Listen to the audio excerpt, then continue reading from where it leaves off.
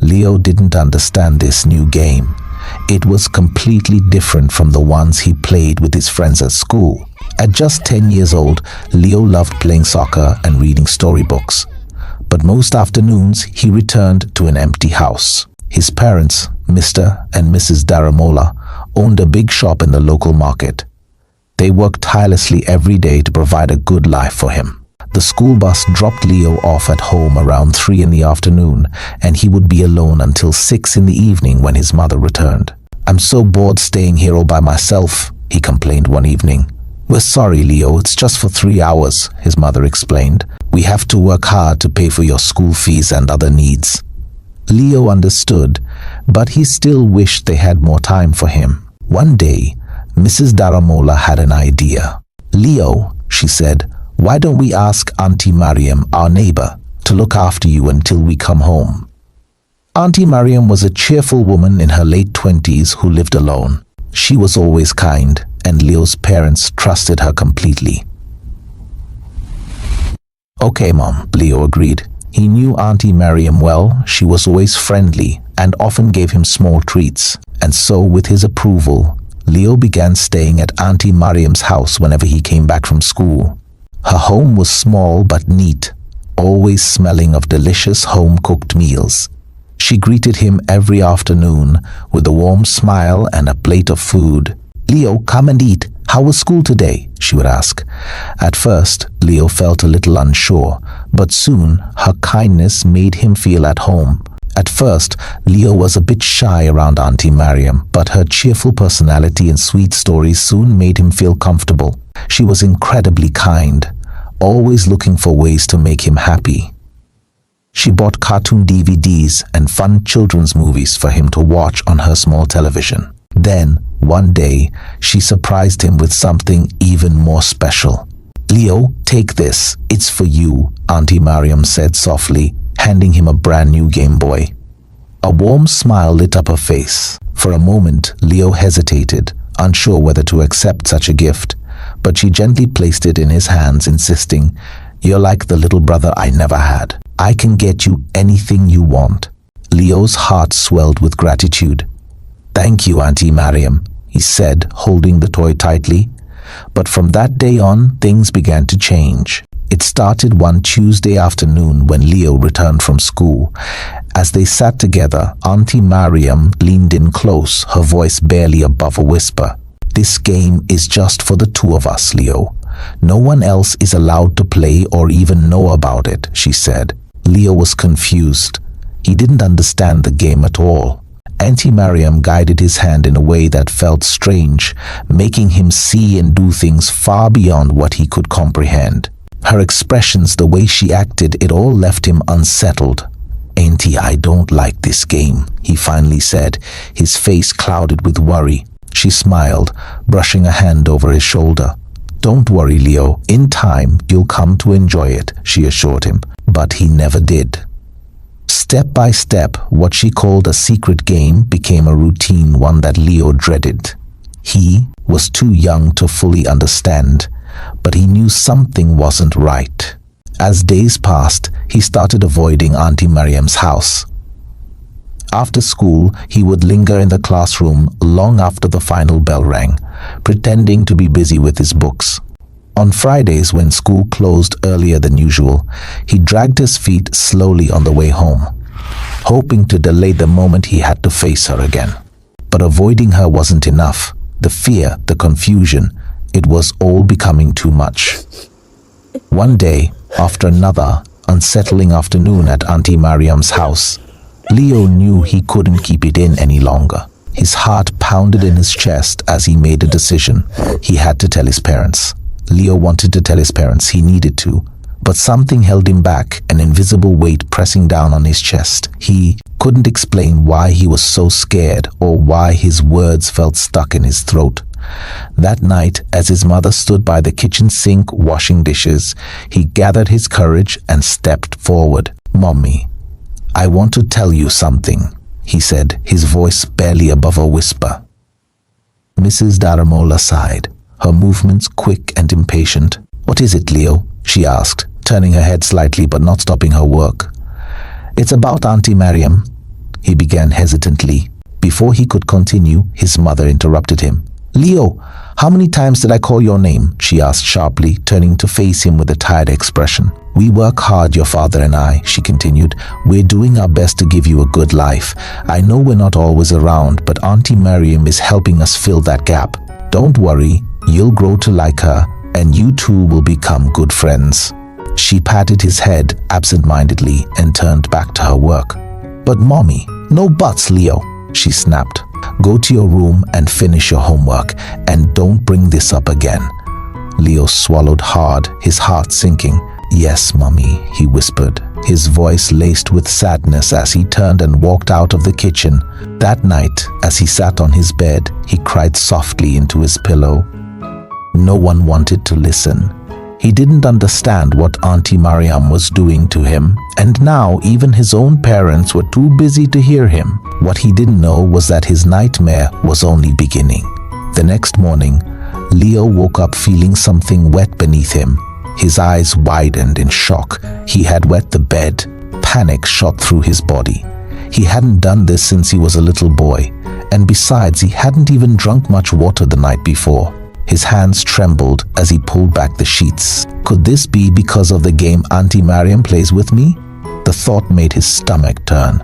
He wanted to tell his parents, but fear held him back. His mother was a strict disciplinarian. If she found out, she might not listen. Worse, she might punish him for it. With shaky hands, Leo hurriedly stripped the bed, trying to hide the evidence before anyone noticed. He changed his clothes and stuffed the damp sheets into a corner, his heart pounding. But it didn't stop there. The bedwetting continued night after night. His parents were too busy to notice, but Leo knew something was wrong.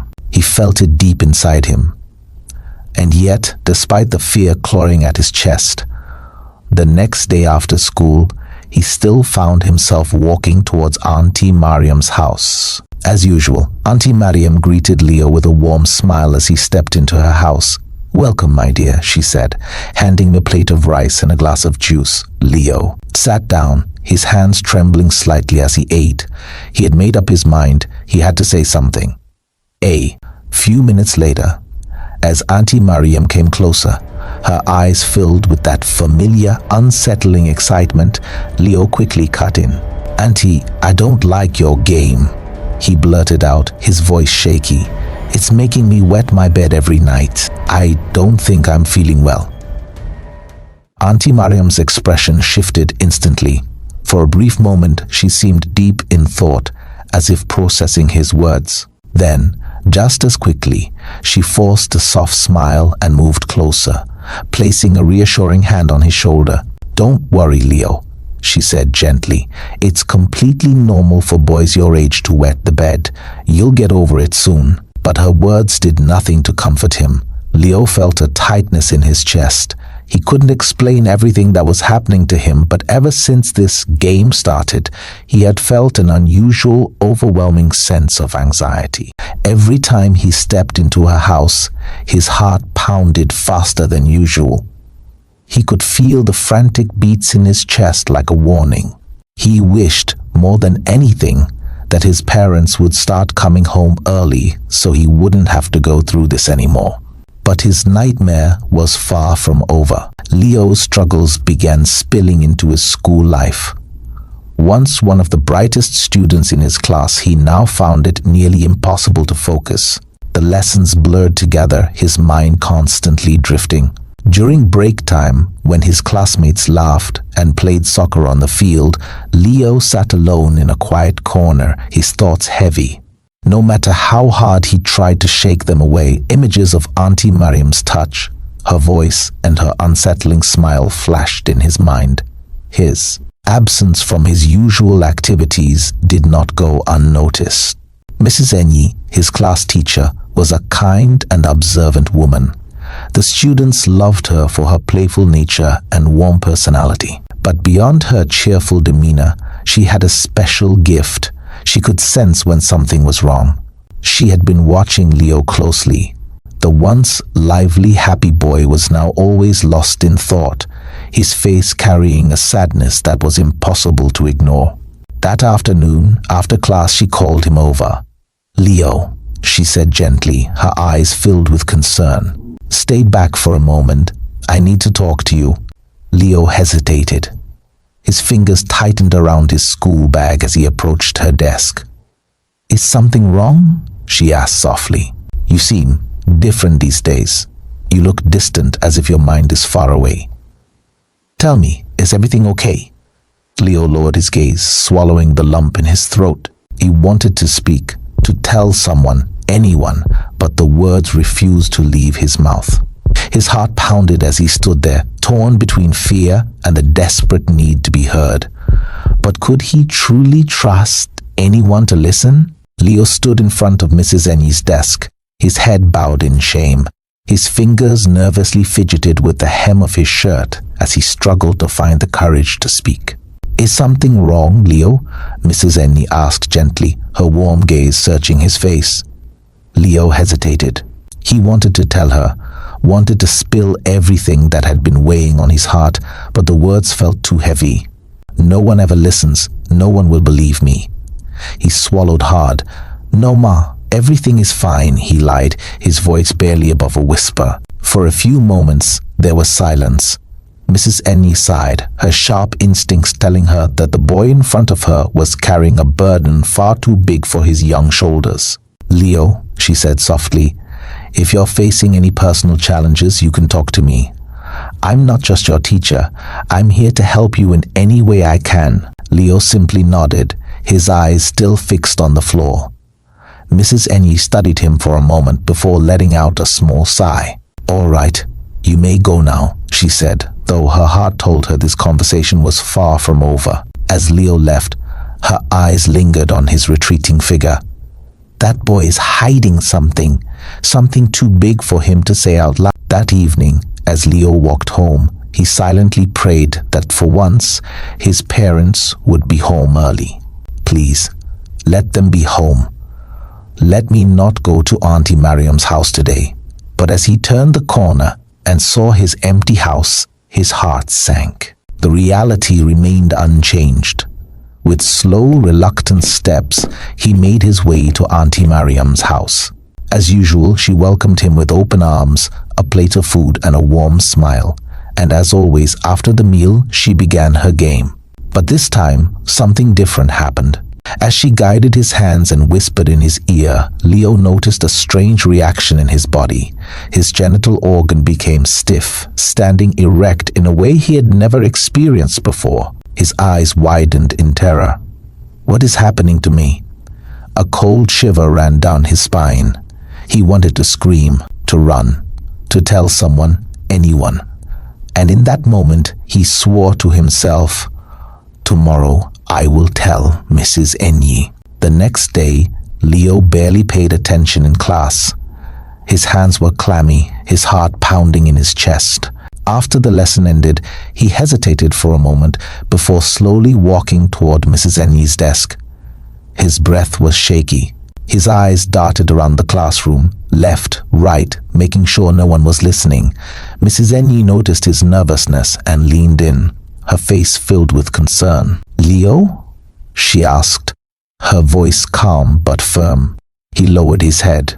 "Teacher, I have something to tell you," he mumbled, his voice barely audible.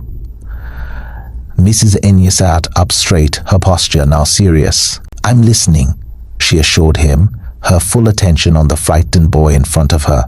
Leo took a deep breath, gathering every ounce of courage he had left. Then he leaned in closer and whispered two words that made Mrs. Ennie freeze in shock.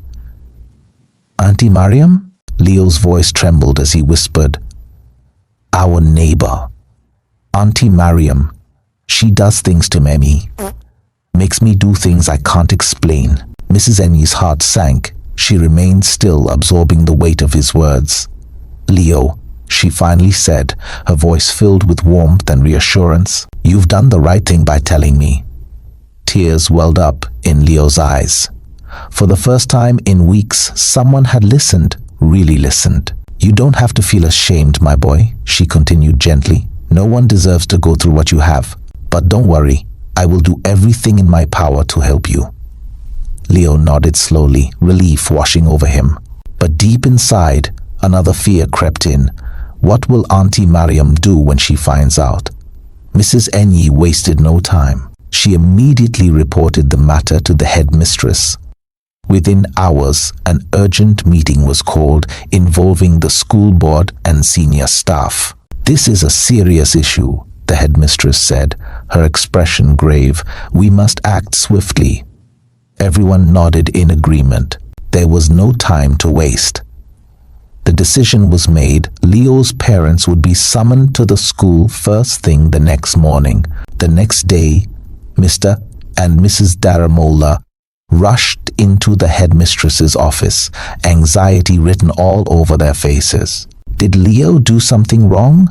Mrs. Daramola asked impatiently, gripping her purse tightly. The headmistress motioned for them to sit. "Please, take a seat," she said calmly. "What we are about to discuss is far more serious than you can imagine." Mr. Daramola frowned, his fists clenching. Mrs. Daramola took a deep breath before speaking. "Mr. and Mrs. Daramola," she began, her voice steady but firm. "Your son has revealed something deeply troubling to us about your neighbor, Auntie Mariam." Mrs. Daramola's brows furrowed in confusion. "What? What do you mean?" she asked, her voice barely above a whisper. Leo's teacher continued, carefully choosing her words. "He told us that Auntie Mariam has been touching him and even sleeping with him every day." For a moment, the room fell into complete silence. Then, "What?" Mr. Daramola thundered, leaping from his chair. His face darkened with rage, his fists clenched so tightly that his knuckles turned white. Mrs. Daramola gasped, her hands flying to her mouth as she struggled to process what she had just heard. "Impossible," she whispered, shaking her head in disbelief. "No, she's been helping us. Leo wouldn't lie about something like this," the headmistress interjected firmly. Mrs. Enyi nodded. "He has been suffering in silence for weeks." Tears slipped down Mrs. Daramola's face as she turned to her husband, her voice shaking. "What have we done? We left our son with her. We trusted her." Mr. Daramola remained silent, his chest rising and falling heavily as he tried to contain his fury. But one thing was certain, Auntie Mariam would face the consequences. After much deliberation, and with the school's intervention, Mr. Daramola finally agreed not to take matters into his own hands. Instead, he decided to involve the proper authorities. That day, as school closed, Mrs. Daramola arrived personally to pick up Leo. As they walked home, she turned to him, her voice trembling. "Leo, I am so sorry," she said, tears welling in her eyes. "I should have listened when you tried to tell me. I was so caught up with work that I failed to notice my own son was suffering." She gently held his hand.